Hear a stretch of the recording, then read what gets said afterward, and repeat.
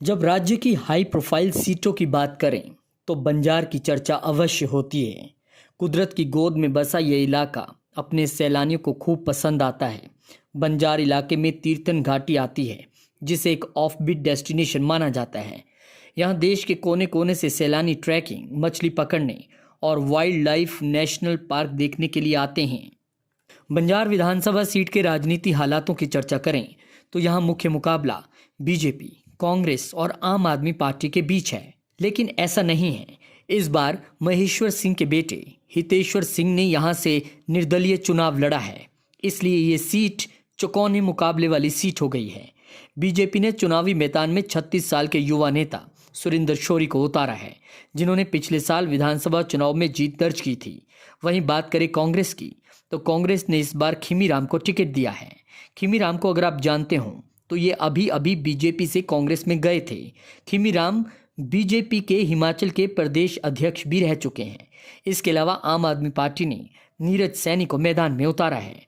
अगर पिछले विधानसभा चुनाव की बात करें तो 2017 में बीजेपी के सुरेंद्र शौरी ने कांग्रेस के आदित्य विक्रम सिंह को 3000 से ज्यादा वोटों के अंतर से हराया था। शौरी को 28,007 वोट मिले, जबकि कांग्रेस के आदित्य विक्रम सिंह केवल 24,767 वोट ही ले पाए। कुल मिला के देखा जाए तो बंजार सीट में कांग्रेस को हल्का सा एज है।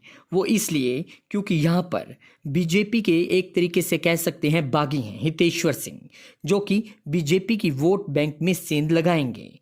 इसलिए मुकाबला तिकोना नहीं चौकोना है, और उसमें सीधा नुकसान बीजेपी को इसलिए भी दिखता है क्योंकि यहाँ से जो कांग्रेस के उम्मीदवार हैं खीमीराम, वो भी कभी न कभी बीजेपी में रहे हैं। ऐसे में देखना बड़ा दिलचस्प होगा कि हितेश्वर क्या इतनी वोट ले पाएंगे कि अपनी सीट ही निकाल जाएं, या फिर वो बीजेपी के लिए गेम स्पॉइलर साबित होंगे, या फिर सुरेंद्र शौरी वहां पर अपना वोट इंटैक्ट रखने में कामयाब रहेंगे। बड़ा दिलचस्प है इस बार बंजार का मामला, और सबकी नजरें बंजार विधानसभा सीट पर लगी भी हुई हैं।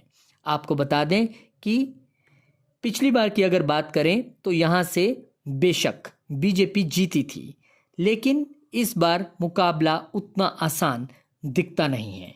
और जहां तक बात करें 2012 की, तो 2012 में यहां से कांग्रेस के करण सिंह को 29,622 वोट मिली थी।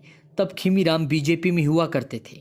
उनको 20,330 वोट मिली और वो चुनाव हार गए थे।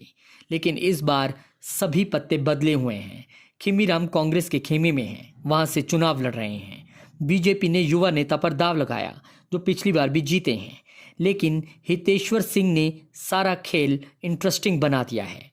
अब देखना होगा कि बंजार की इस धरती पे कमल खिलता है, या फिर हाथ का पंजा आता है, या फिर आम आदमी पार्टी कोई अपना कमाल दिखा पाती है, और या फिर इन तीनों को चित कर हितेश्वर सिंह कोई नई कहानी लिख पाते हैं। देखना दिलचस्प रहेगा।